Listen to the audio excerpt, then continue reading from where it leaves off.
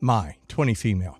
Dad passed away recently, and my family is expecting me to share my inheritance with my stepsister. My mom and dad divorced when I was 12. He discovered my mom cheating on him with my stepdad. My mom and stepdad got married, and he brought my stepsister, Stella, 17 female, into the marriage. We don't have a good relationship. I've always viewed them as the homewreckers that ruined my family and upheaved my life. My dad made good money and put a lot away for me since I don't have any siblings. He was diagnosed with cancer 5 years ago and started putting money away into specific accounts for major events in my life: college, wedding, first home. When he passed, everything went to me, every single thing he owned. When the dust finally settled with his funeral arrangements, I was left with his house, vehicles, and some stocks and bonds, along with the money from his 401k, Roth IRA, life insurance policy, and his savings accounts, and his cat.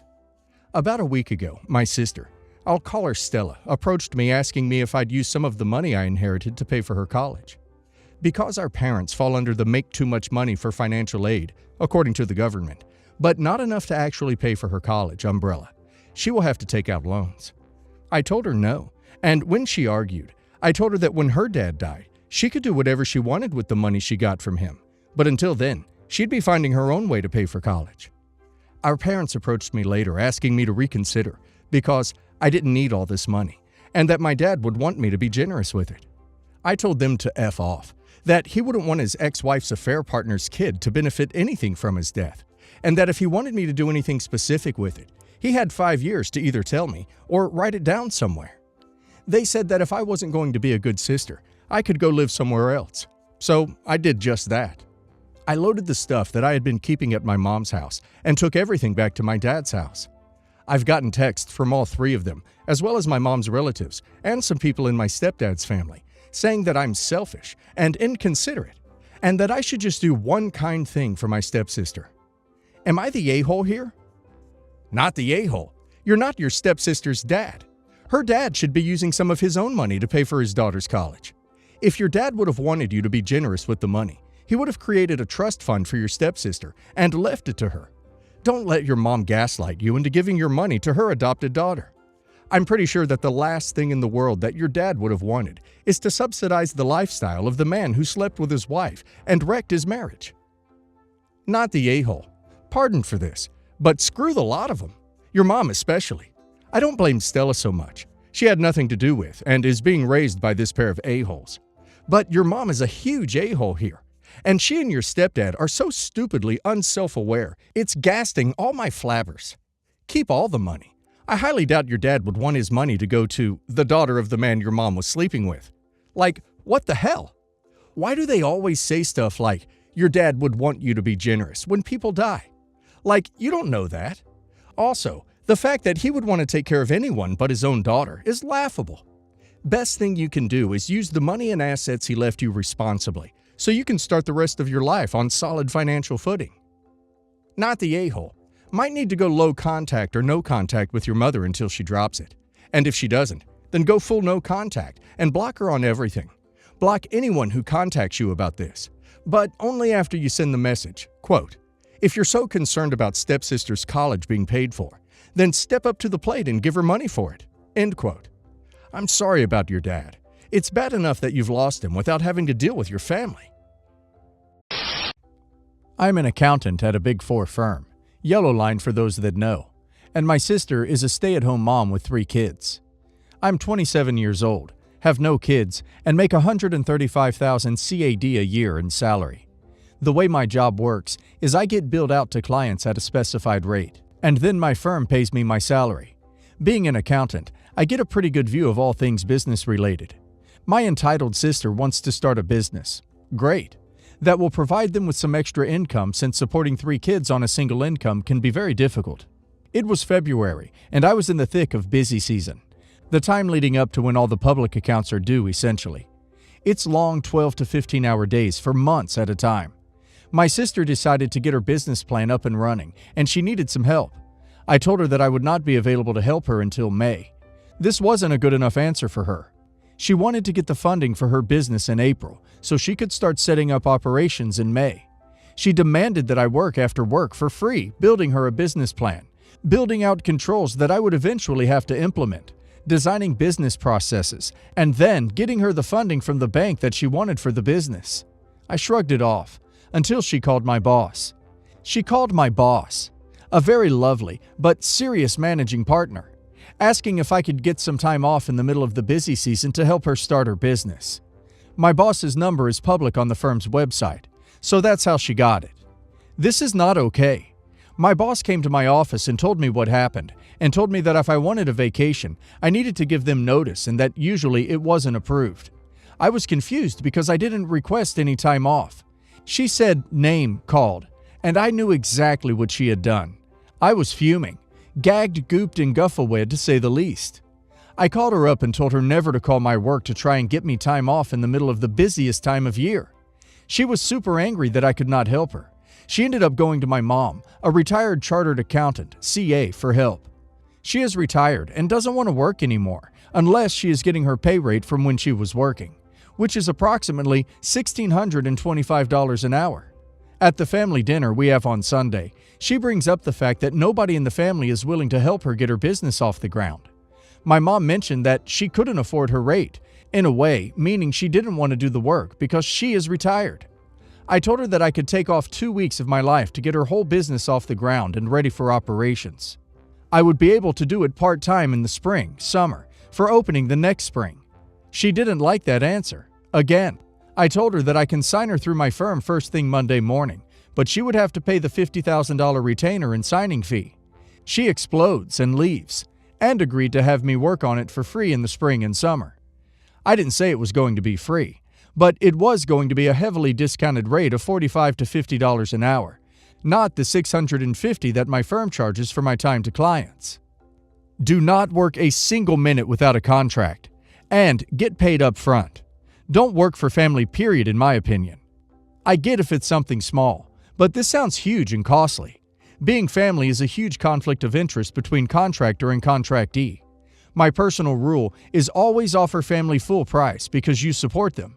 Conversely, if you are the one doing the work, it's, in my opinion, not worth charging for something small, a few hours a day at most. I have 3 children. Mother-in-law is not particularly close to my daughters, but is close with my 24-year-old son. To be clear, I don't think it is a sexist thing, because she is much closer to her own daughter than to my husband. My son bonded with her as a teenager, but besides that, she has mostly kept some distance with my kids because she doesn't like me. My 13-year-old daughter, Hannah, is very into social justice right now and pretty outspoken. I get the impression that mother-in-law thinks that I should tell her to shut up, but that is not how I parent at all. We recently saw my husband's family for a pre-Christmas dinner. Because mother-in-law refuses to spend Christmas with us, but that is a whole other story. Mother-in-law told my husband that her stepson was trying to sue them because he claims mother-in-law stole something from his family. She has receipts. She did not steal the thing in question. My son was like, "You have a stepson?" Mother-in-law said father-in-law technically has 2 children, with his ex, but they were never around when they were kids, and he cut them off as adults because they gave him so much crap for marrying his secretary. My son's fiancé was laughing at the fact that mother-in-law used to be father-in-law's secretary, because it is just so cliché. Father-in-law then started laughing at what a bad secretary she was, and how she refused to do anything, like literally anything. So we were all laughing, because if you know mother-in-law, it's just funny. She is extremely lazy and defiant, and it's always been a family joke that she is lucky she never had to work, because even McDonald's wouldn't put up with her crap. Hannah said it isn't funny, and marrying your boss is actually really toxic and aggressive.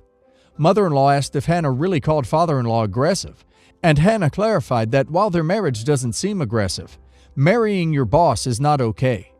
Mother-in-law was like, "Oh, shut the duck up." I was furious and said we were leaving. My husband asked mother-in-law to apologize, and she wouldn't. She said we are coddling Hannah, and someone needs to be honest with her. I asked Hannah how she felt, and she said she never wanted to see mother-in-law again. I said that is fine with me. We don't see mother-in-law too often, and she is old enough to stay home alone. My husband says I'm not helping anything, and that Hannah was rude to criticize a 40-plus year marriage, which is still strong and healthy, and that Hannah was pushing 2021 ideals on mother-in-law. He said mother-in-law was rude as well, but that it isn't grounds to just never see her again. My son also thinks I'm overreacting, but mother-in-law's in the process of paying for his wedding, so he is going to agree with her. As of right now, I am standing by Hannah. Hannah's behavior is inappropriate, and your biased disdain for your mother-in-law is fueling the situation. You don't have to like your mother-in-law, and neither does Hannah, but part of this social justice move is accepting everyone for their choices. She had no right to use words like aggressive and toxic to describe a marriage or relationship she clearly has little knowledge of, because you admit you don't see them often. You need to teach Hannah boundaries on when it is and is not appropriate to express these beliefs. If someone asks her opinion, it's completely fine to be honest and straightforward, but you present it as though she interjected into a casual family conversation on a topic that has no bearing on her or her life. She doesn't have to agree with everyone's choice, but that doesn't mean you can be rude. Yes, the a-hole. I assume from the title your daughter made an innocent remark, but she was quite rude and your mother-in-law was rightly offended. This has nothing to do with social justice, just a judgmental girl who doesn't know when to keep her mouth shut. Yes, the a-hole. It was extremely rude for Hannah to throw down on grandparents' marriage while being entertained in their home. This is an opportunity to counsel your child, but instead, you're using it as an excuse to throw gasoline on a dumpster fire that is your relationship with mother-in-law. Please parent your kid. The rest of this doesn't much matter. My husband and I have been married for 10 years now. When we first got married, he had a 6-year-old son, and I had a 5-year-old son. The boys got along pretty well for the first while, but then my stepson started disliking that he had a stepfamily. What I think sparked it is around the age of 8, he started wanting his mom and dad back together, and he blamed me and my son for not being able to get that. The only reason I believe this is he did ask his dad repeatedly if he and his mom would get back together now, and my husband said that wasn't happening because he and his mom didn't work together, but both loved him. My stepson started to change then. He'd be mean to my son.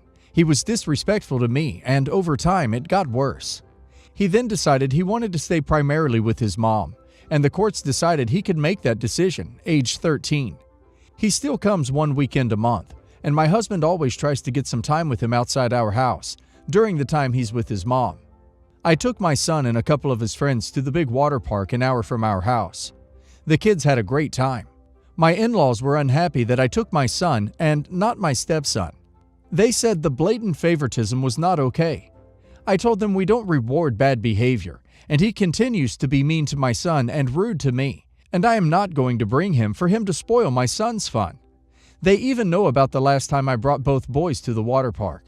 My stepson said he wanted to go off alone, and then told my son to go wait in the car because he didn't want him there, and he refused to listen to a thing I said.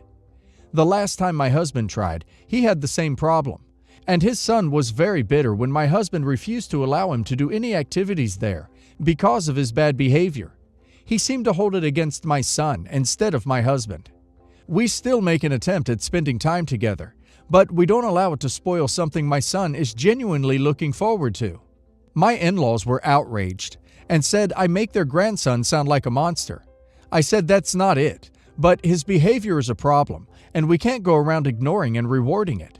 They argued that I was just giving a reason for my son to be treated far better. I have always felt guilty about this stuff, because I never imagined we would be in a situation with my stepson acting like he does. So their words have made me question myself. Am I the a-hole? Not the a-hole. Your stepson needs to see a therapist. We had him in therapy, but his mom never took him, and he stopped going completely when he moved in primarily with her. Not the a-hole. The fact that your stepson's mother stopped taking him to therapy really doesn't speak well of her. Also, I understand he's now 16 and really should know better. I'd consider reasons for why he seemingly suddenly started resenting you and how it got worse. What's relationship like between your husband and his ex? Could she contribute to his attitude about the situation? Perhaps your in-laws like her more than you, or simply dislike the divorce. What does your husband do when the stepson blames your son for his father's parenting decisions? My husband and his ex have a strained relationship. She didn't want to know what was going on at our house and how my stepson was acting. She also wouldn't take him to therapy. My husband understood not wanting every detail, but had hoped she would agree to working with him, us. She could have contributed to it, but I do not feel right blaming her when I do not know. My husband has corrected my stepson repeatedly. The thing is, he doesn't usually outright say it's all my son's fault, but his actions speak a lot for how he does feel. My husband has tried to have some talks with him where he laid it all out there in an age-appropriate way, but it does appear he finds it easier to resent or hate us than to hate his dad. Not the a-hole.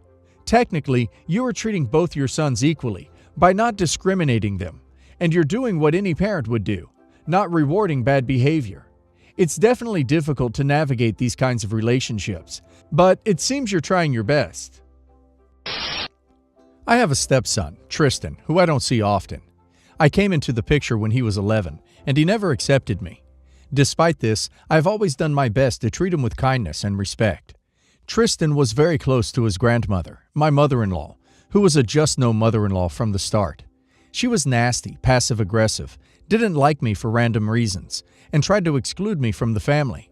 It got to the point that she was told if she could not respect me, she could not see Tristan. Mother-in-law didn't take it seriously at first, but came around after a few months of no contact. Tristan has never forgiven me for this. He has always been cool towards his younger siblings, and when he turned 18, he moved out and went no contact with his dad for the first year of college.